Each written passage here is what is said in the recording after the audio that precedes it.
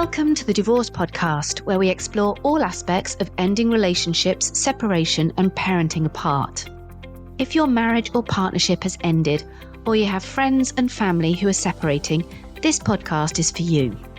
I'm Kate Daly, a relationship counsellor, divorce specialist, and co-founder of Amicable, the online legal service for separating couples. In each episode, we look at relationships and separation from different angles, including the emotional, legal, and social.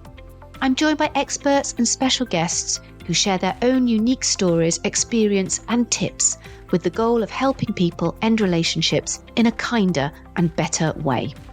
In this episode, I was joined by Liz Hancock, the EFT coach, to talk about how emotional freedom technique, that's EFT, can be used as a therapeutic approach to healing from a divorce or separation. We begin with Liz discussing her separation and how this led her to her current work.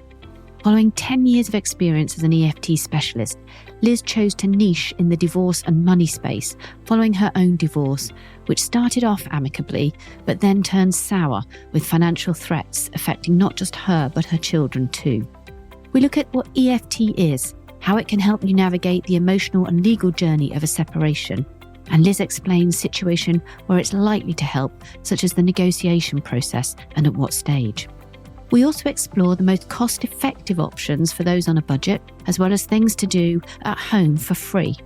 This is a great episode for anyone looking for support with the emotional journey during their divorce or separation process. If you loved this episode, then please subscribe and rate us on your preferred listening platform. Welcome, Liz.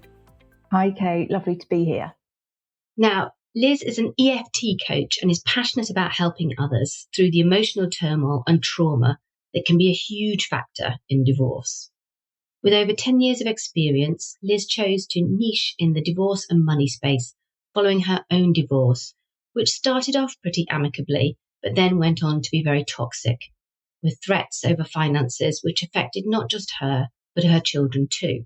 Now, Liz, I can empathise with that because going through a separation can wreak havoc on your emotions, and how we handle this is largely based on our separation and other factors such as our kind of adaptability and that kind of thing. So in this episode, we're going to look at one of the therapeutic ways you can manage that emotional journey when you're going through a divorce or separation. And I mentioned in the intro that you've been through your own divorce as well. So can you start just by telling us a little bit about that and how it led to your current career? Yeah, of course.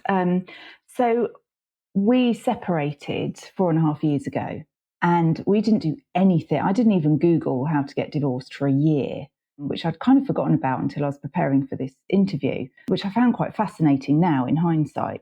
But I think we were so focused on making sure each other were okay to an extent. Obviously, there were issues, else we wouldn't have got divorced. But we did still care about each other. But mostly making sure our kids were okay. That was the be all and end all really for both of us. A year later, we started the divorce process. We did it ourselves. We did it online. It was really easy. We negotiated finances between us. But in hindsight now, perhaps not, it wasn't a sensible thing to do. I would never, ever recommend it, but it kind of worked out for me in the end. But we didn't get a financial consent order sorted. So it was just an agreement between us on Zoom meetings that were recorded. So my ex thought for a while that had lots of legal standing. I think it had a little, but not that much. And it was fine because I was like, he's never going to screw me over on the finances. I really trust him. We still care about each other. And it was all good. Until a year after we'd been divorced, I'd broken up with someone I met after I'd separated from him. And I was in a very, very bad place from that. And I phoned him to update him, and he was so supportive, and he was away with the children. And then I don't know what happened after that. Still to this day, don't know. I have ideas, but I don't know completely. He just turned on me, became really nasty and really just seemed to really hate me. It's like, what's changed? What's happened? And I don't know if it was suppressed anger or he'd just met someone who he finally liked. I don't know why, but it ended up being, well, if you don't do this, then I won't pay you. And even the language, like, I won't pay you, like I'm employed by him, It was stuff like that. And I eventually realised, and I thought, no, I'm not having this anymore. And I pushed back, which actually made everything blow up even worse. But I realised, you know what, actually, he could take my house because I've moved out of the family home. I've got my house, but technically that's still in a marital pot. I mean, you're the expert on this, not me. The kids kept telling me he had no money. I thought he could come after my house, which is everything to me now. So I said, we need to get the finances sorted. And it ended up being almost a year, I think, if not longer. And it wasn't very pleasant. We got legal advice. We were still negotiating between us. We did go to mediation. That fell flat. It was ridiculous, really. And it was quite a challenging time, to say the least. But I wouldn't say do it like I did.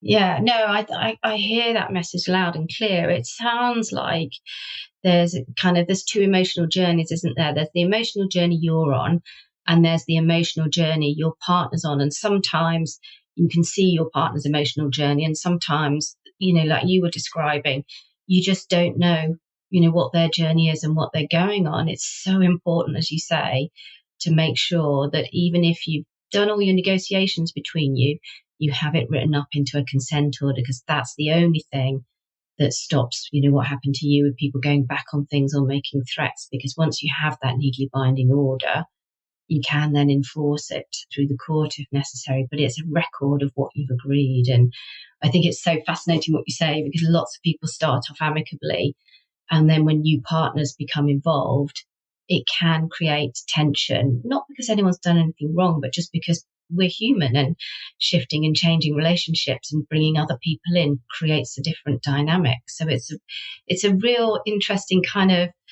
cautionary tale, yours, isn't it? I mean, It genuinely is. I think it is. We're going to focus, aren't we, on how you've had a divorce that started off well, went through a very rough patch. To actually get the finances sorted out, it sounds like you had to break a few eggs. And again, I think it's interesting what you say about, sometimes people try and stay amicable, but you can't be amicable at all costs. You have to have some of these things sorted out and broached, and you have to have some security around the arrangement you've made. So what led you from sort of mopping your brow after a difficult divorce to then becoming an EFT specialist? I already had my business. I've been doing EFT for over 10 years now. I was focused on money, helping entrepreneurs with their money mindset and reasons why they self-sabotage, don't put themselves out there, that kind of stuff. But in my own journey, because that was following me trying to build my business, actually doing that work on money was so much deeper than just money. It was about self-worth and self-value and childhood trauma and trying to make my parents proud and then never actually saying, Liz, I am proud of you. And these patterns that then I looked and I was like, actually, this is quite similar to what my marriage was. I was always trying to get his praise and his approval. And it was really hard to do that. And doing the work on my money story healed me with my, I wouldn't say childhood trauma, but things that were kind of missing from my childhood. No fault of my parents. Just, sometimes our needs aren't met. And also another previous relationship I'd had in my late teens that was very abusive, physically and emotionally. And most of all, it made me a better mum and happier with myself. So I had already done so much healing. And this is why I'm grateful for my divorce, because I thought I'd done a lot of healing, but then a divorce comes, you're like, oh my goodness, I have to do a lot more than what I've done, not just on the current situation, but the past as well. Little things that the past I haven't healed, even before I met my ex-husband, and actually stuff throughout our relationship. Because of the relationship that broke up after I left my ex-husband, that ended very badly, and I ended up doing the Women's Aid Freedom course. I was referred to it by the police. We'll talk about that another day, maybe. But we're doing that course. I was like, oh my goodness, I've got like my ex-boyfriend on one hand, and then my ex-husband, and I never would have said my marriage was abusive. I still don't like saying that. It's definitely been abusive since we broke up, but it was very, very neglectful. And that freedom course just gave me so much realization. My goodness, there's stuff that we're suffering from that we're not even aware of. And I think I'm quite a conscious person that's into this kind of stuff. And it's funny how the universe works. I had some women that were going through divorce that just popped up as clients, entrepreneurial women wanting to work on their money story. And healing from their divorce was a massive part of that. So I kind of fell into it. And then obviously going through my own issues, it's also what I really wanted to talk about and read about and post about on social media. So it was just a natural add-on. And actually, so I have the two niches now, the money and the divorce stuff, but they're actually really similar because it's all trauma related. It's all trauma and self-worth and feelings of betrayal and all those things. It's just very often massively magnified when it's when divorce is involved. So that's how I got into it. And I just love it. Well, let's just talk a little bit about what EFT is, and so people can have a sense of what it is you do, because it's totally fascinating. Like you say, bringing divorce and money together.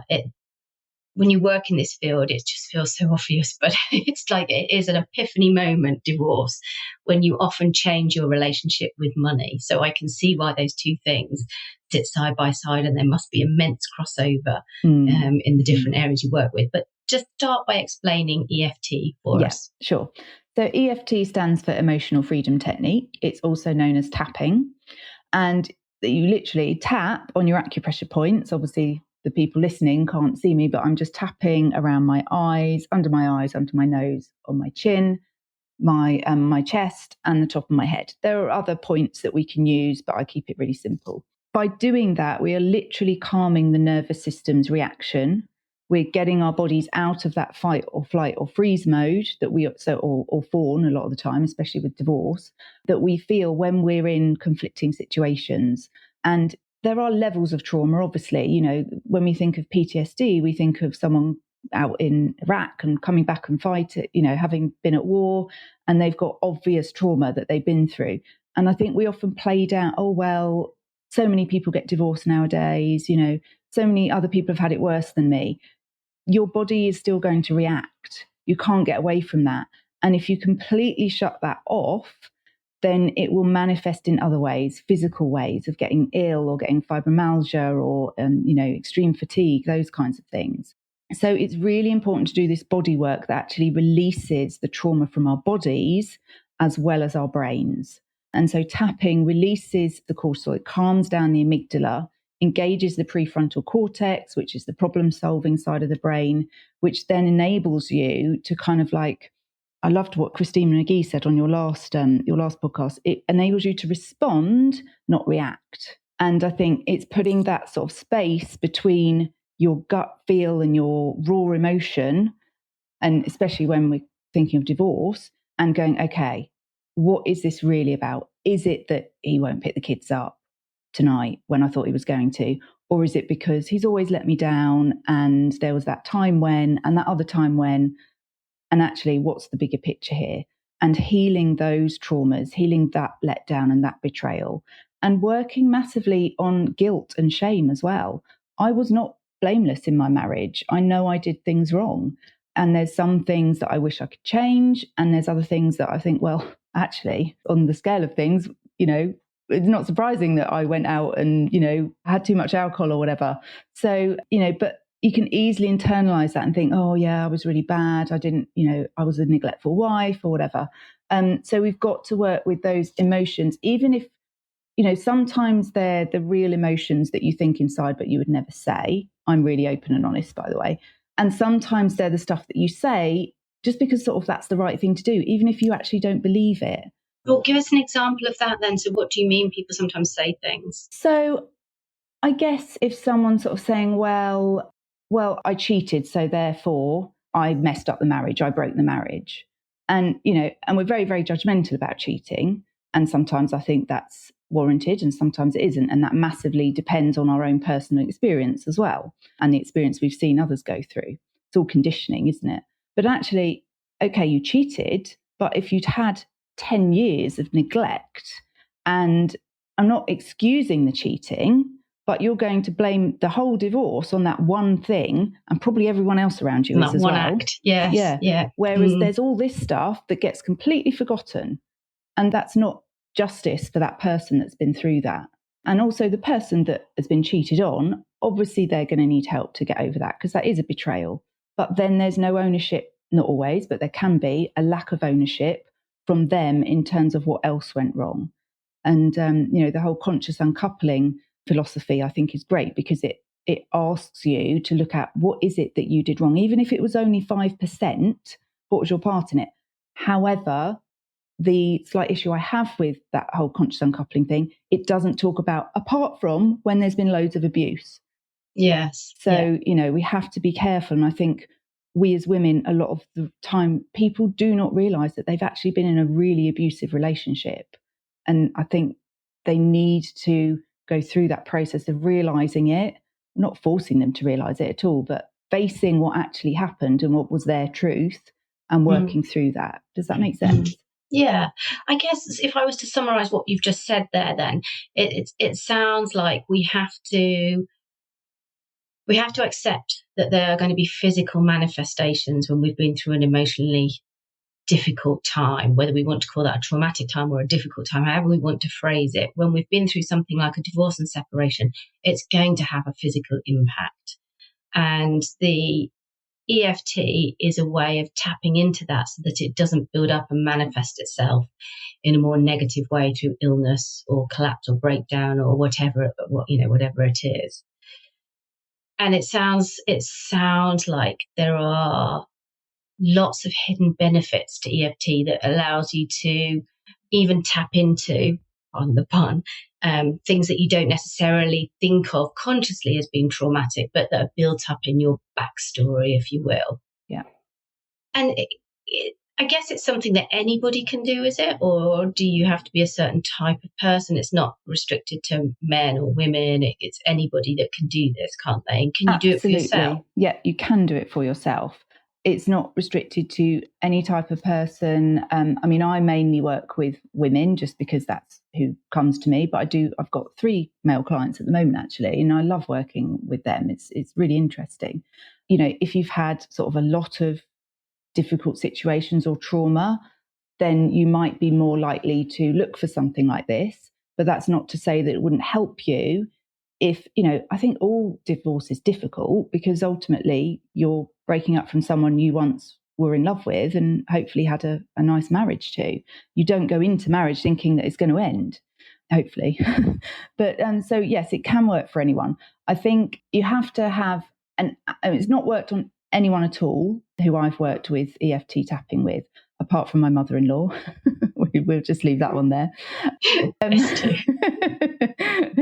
But what I want my clients to come with is an appetite to work through their stuff. Like if someone just was sort of cajoled and pushed to do it, really, if their heart's not in it, I'm totally open for them to have a massive realization, go, oh my goodness, this is the most amazing thing. I never knew that actually it really does help to talk about this stuff, and I would like to do some work. But if they're really anti and like very anti sort of, EFT actually isn't woo-woo, but when I first started doing it, people thought I joined a cult. It was 10 years ago. It was very non-mainstream, before anyone meditated or practiced mindfulness or anything. Yeah, so in answer to your question, it can work on anyone. I think as long as they have the appetite and they want to heal, then yeah, I would suggest to anyone, go for it.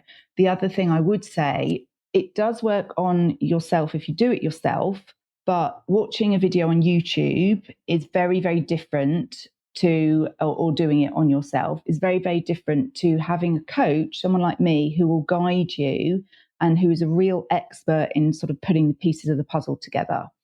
So that's why I call myself an EFT coach. I'm not just having clients come to me say, oh, I feel this, or I'm worried about that, or I feel anxious when. It's like, okay, what are your goals? What is it that you have been through? Where do you want to get to? And I create a plan to get us there.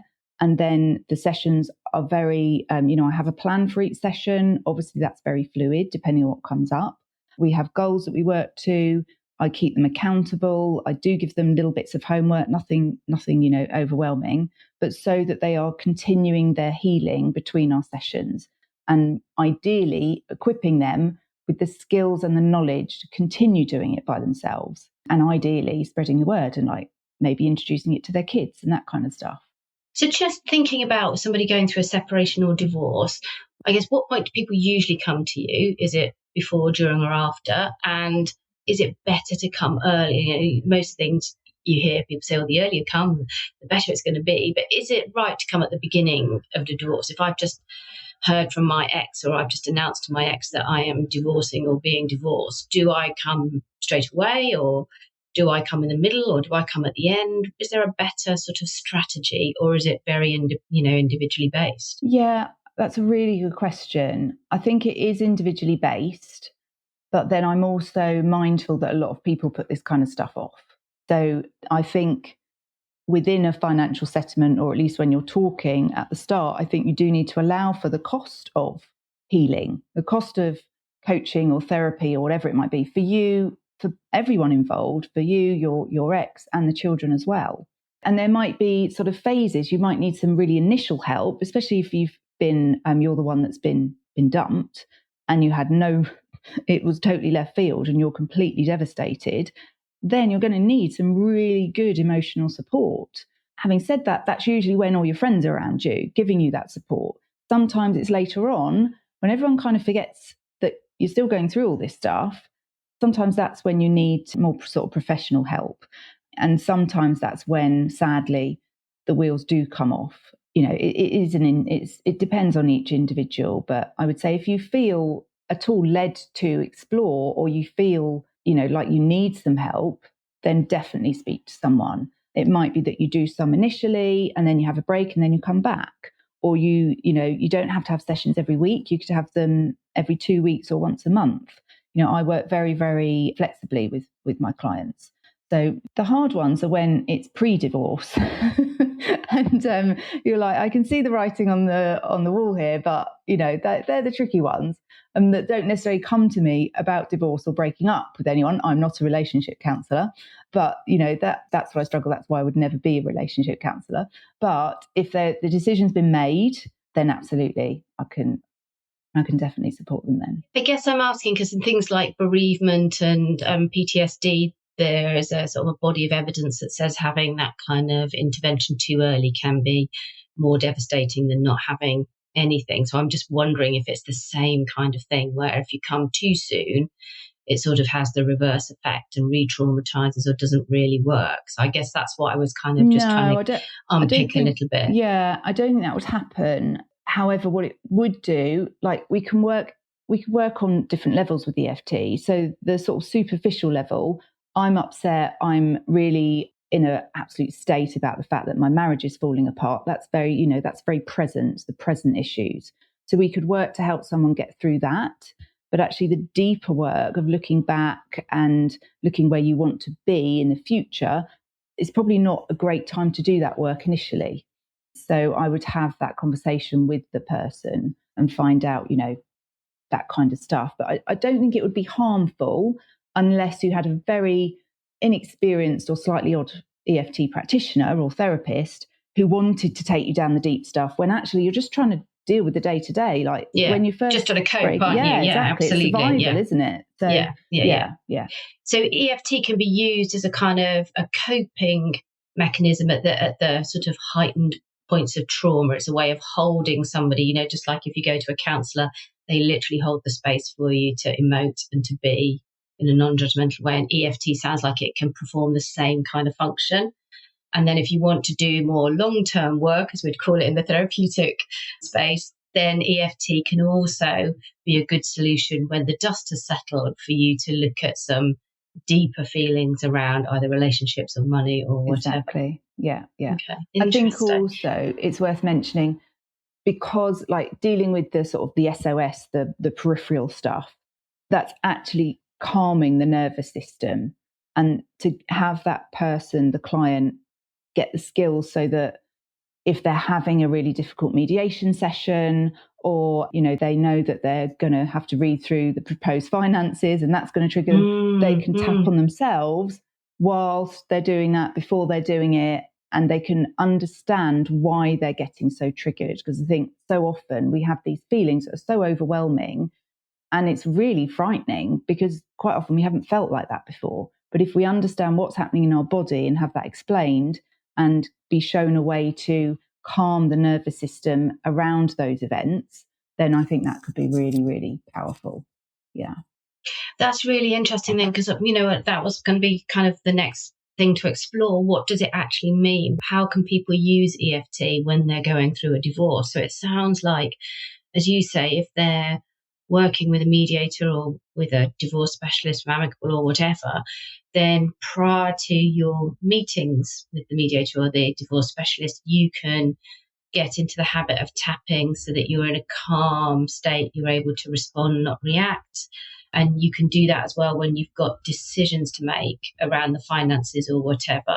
Is that kind of how it works? Definitely, yeah. I mean, that's so powerful when you're using it, going into those meetings and coming out of them as well. Because I think to do a download afterwards is really important and go, okay, what happened there? When did I react? What was that about? So you can see the wood for the trees, because I think so often that's so difficult, isn't it? So yeah, and I think it creates a buffer space as well, yes. doesn't it? So you create that moment of calm before you go into one of those meetings, and then you create that moment of calm when you come out, so that then because normally people have to come out of a meeting and then they've got to go and pick the kids up or go back to work or whatever it is. You don't get the luxury of just being able to lie down and process, do you? We don't live those kind of lives. So I think if you can use it, by the sounds of it, to just create that buffer between you and then re-entering the world, it sounds like that's a really powerful tool and technique. Yeah, so powerful. And how long does it take? Is that a really obtuse question? No, that's a very good question and a very hard one to answer. Like, I don't think we're ever fully healed, because we're in this thing called life and stuff happens to us all the time. And, I thought I was healed from my divorce, and then I get all this other stuff that comes up 2 years later. And then, I'm going to have future challenges and things. When my mum died, that was a really hard time, because it felt like I was being abandoned. I didn't feel I was being abandoned by my mother at all. She'd been really ill. It was a relief in many ways. But at the same time, my ex amped up a lot of his nastiness, and his family joined in at the same time. So that was devastating.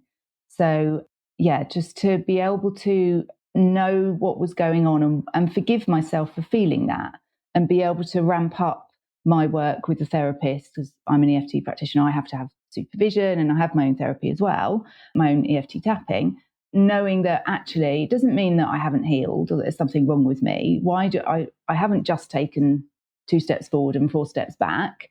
It's just a process. So just allowing that to be the case was really important and hard to do. So how long does it take? It's that was your original question. Sorry, I went off on a tangent there. But it does vary for people. It varies the intensity. It varies in terms of what they want to get out of it, their budget. If I could work with someone, this relates to your last question, from the moment that they're divorced for however long it takes, that's brilliant. But people don't have, they don't want to be doing that endless all the budgets, time. no. Exactly. So it's not sort of one and done. I have programs that are 6 weeks or 10 weeks or more than that.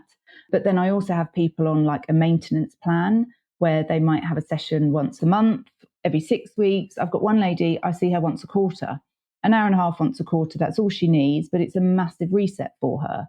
And she's really good, because she's very self-disciplined in looking at her quarterly goals and reflecting. So she comes really well prepared. And we whiz through that hour and a half, and it's amazing. And I think if we could all do that for ourselves, I think we'd be quite a different nation. It sounds like a really flexible way then, because, like sometimes some types of therapy, they're very insistent that you go every week or whatever, and it can feel a little bit prescriptive, can't it? But this sounds like it's a very flexible way of getting some really rapid relief, either on a, like you say, in a kind of maintenance way, or maybe you do a piece of sort of work for a period of weeks, and then you go on to do some kind of maintenance work or whatever. And I guess when milestones come up, whether that be relationship milestones, or in your case, because you specialise in money milestones. So whenever you've got debt, or if you inherit, or money becomes an issue for you at certain points in your life, doesn't it? When you're trying to decide about whether it's moving house or children's education or whatever it is, there are points in your life where money becomes a decision gateway almost, doesn't it? And then we sort of make our big decisions around these kind of point. So it sounds like EFT can really fit very nicely into that way of looking at money and life and how you move through. Are there different things you do when you're doing the money coaching? The processes I use are very similar. So I don't just use EFT. I use family constellations. We visualize that the person is in the room and we have a conversation with, all sounds a bit wacky, but I promise you it's amazing. I even do some past life stuff with some clients, which is really fascinating. So with the money stuff, it is actually very similar. Yeah. It's kind of like the presenting things are different. The stuff that everyone fills in a form, an intake form with lots of questions. Obviously, the stuff that they put in there, you'd think would be very different, but a lot of the time it's quite similar. And let's not forget, if money is a massive part of divorce, but money trauma, money wounds are very often related to relationships. So there's so much crossover. Well, give me an example of a money wound then, because I'm quite interested to understand what that would look like. So what's a typical money wound? Okay, so I had a client who had, I've got a lovely client at the moment, actually, and I love her because she's got so into it. She's really sort of investigative in her past now. So she was struggling with a client she had that was really triggering her, asking her for more, kept on, scope creep of a project, basically. She's a consultant.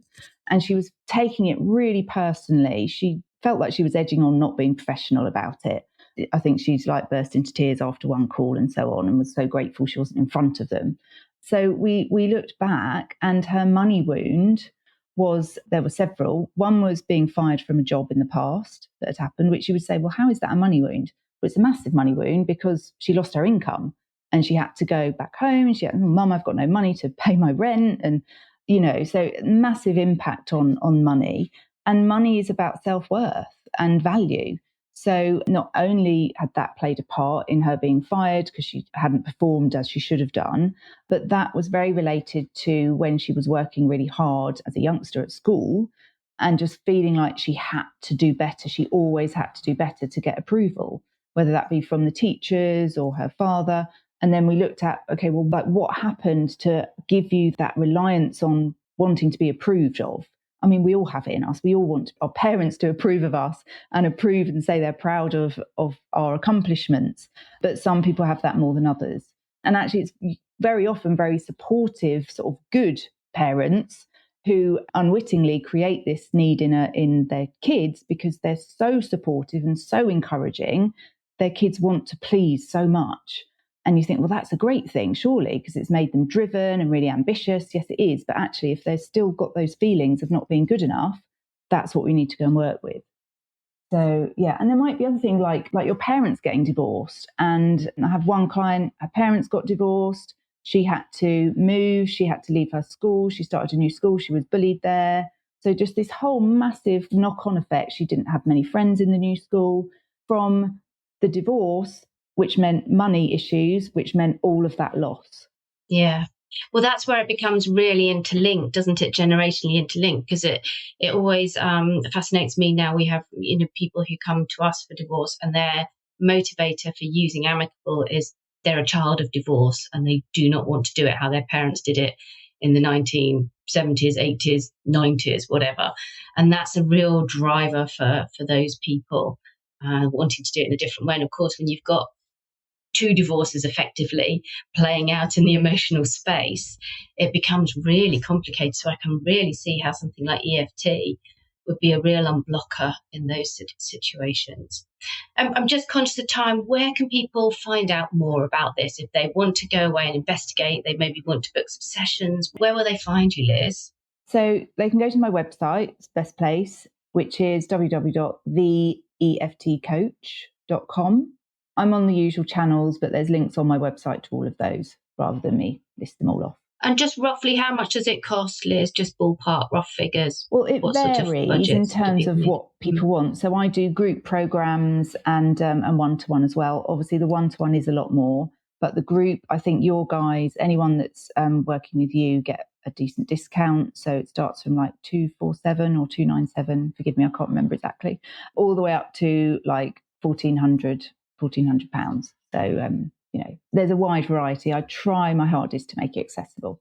Well, that's brilliant. It's great that you've hooked up with us as well so that we could signpost people going through a divorce to your services too. So anyone who's listening who's an amicable customer, just go to your dashboard and you'll find Liz there on the dashboard with her discount code as well. So thank you so much for that. Liz. That's just about all we've got time for, Liz. Thank you so much for your time today. It's been fascinating talking to you. Thanks for your website. We'll put all of the details in the show notes as well, so people can grab it there too. You can find me on Twitter. I'm at Kate_Daly, and hear more about the next podcast episodes by subscribing for updates and visiting thedivorcepodcast.com, or find us on your favourite listening platforms. Thanks, Liz, for joining me, and thank you, everybody, for listening.